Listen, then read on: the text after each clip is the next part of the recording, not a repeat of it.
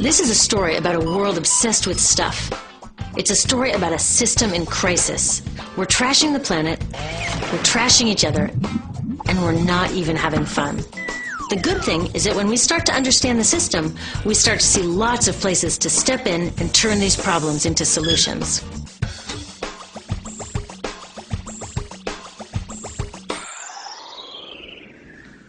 Can I tell you, I love my Pantene Pro V.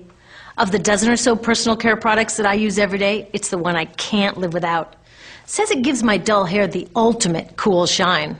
How does it do that? I was wondering that while I was lathering it in my hair one day, so I read the ingredients right here. Sodium lauryl sulfate, tetrasodium EDTA, methyl isothiazolinone. What is this stuff? I took this list to some scientists who know how to read it. Turns out my Pantene contains a chemical linked to cancer. And lots of other products in my bathroom, from sunscreen to lipstick and even baby shampoo, also contain chemicals linked to cancer or other problems like learning disabilities, asthma, and even damaged sperm.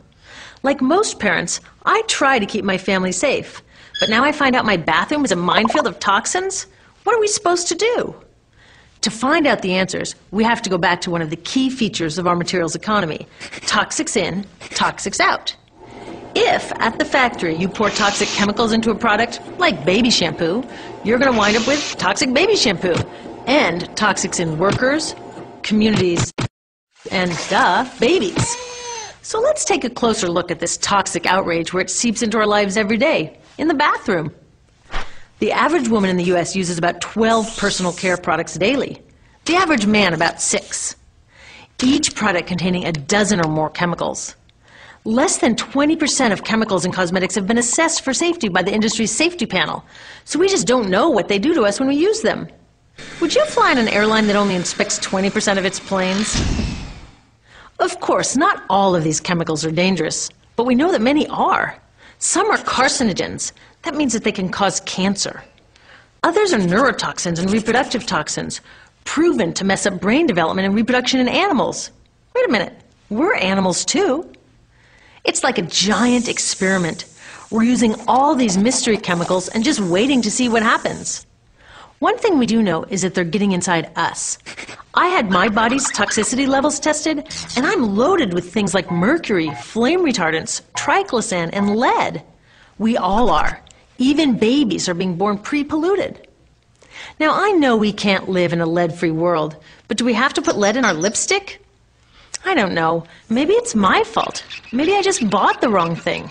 At the store, the choices seem endless. I can get lipstick in 49 shades, or shampoo for hair that's too dry, oily, fine, limp, or frizzy. But what about the choices that really matter? Like the choice to buy products that are safe? It turns out the important decisions don't happen when I choose to take a product off the shelf. They happen when companies and governments decide what products should go on the shelves. So who are these companies? This is Procter & Gamble.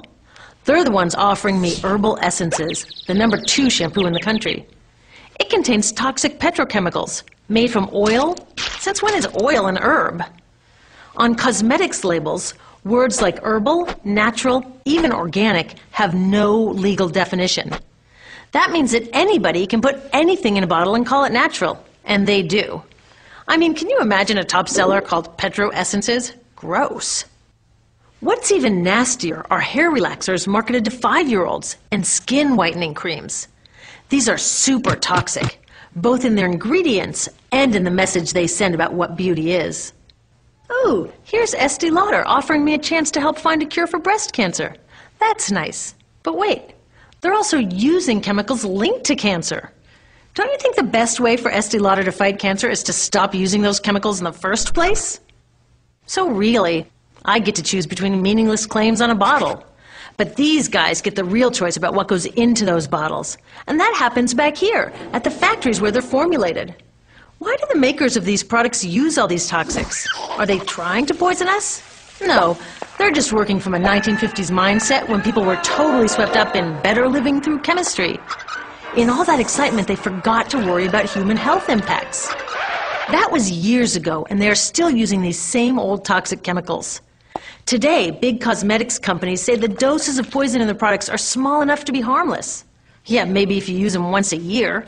I guess they never get out and see that their products are being used and combined with other products every day. A little toxic dose under your arms, a little more on your hair, on your lips. And workers in nail and hair salons get dosed all day long. So the industry is used to doing things this way. And they can. Because even now that scientists have linked the chemicals they're using to all sorts of problems, there are no laws to get rid of them. You're thinking, really? Come on, nobody's making sure that the stuff we smear all over our bodies is safe? Nope. The FDA doesn't even assess the safety of personal care products or their ingredients. Since 1938, they've banned just 8 out of over 12,000 ingredients used in cosmetics. They don't even require that all of the ingredients be listed on the label. Now, this is an example where we can all agree a little more government action would be helpful. This lack of regulation leaves a huge hole that the cosmetics industry is all too happy to fill. They set up their own committee to self-police their products, and compliance with their recommendations is voluntary. So the cosmetics industry is making the rules and then deciding whether or not to follow them. So you see, it isn't our fault that these toxic products are in our bathrooms. It's a whole broken system that's ignoring the simple rule: toxics in, toxics out. But we're not helpless. There are resources online that we can use to protect ourselves by identifying the best possible choices in the store. But the real action is with people working to change the system.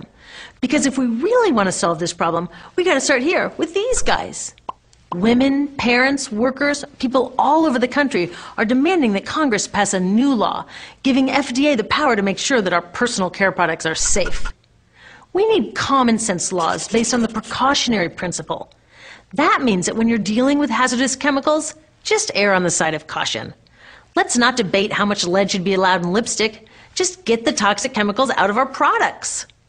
Smarter laws would force companies to get past that old 50s mindset and figure out how to get us all clean and shiny without toxic chemicals. Can they? Totally. Many responsible cosmetics companies are already putting safer products on the market. Green chemists are developing substances that are designed to be safe and non-toxic in the first place. European governments have required the removal of many toxic chemicals, and companies have figured out how to comply. When cosmetics are reformulated to be safe and labeled honestly, then we can feel comfortable with the choices available at the store. We can choose bouncy hair or full hair, shiny lipstick or matte. We can even choose to feel beautiful without using 20 products. But we'll know that whatever we choose, the most important choice, the choice to be safe and healthy, has already been made.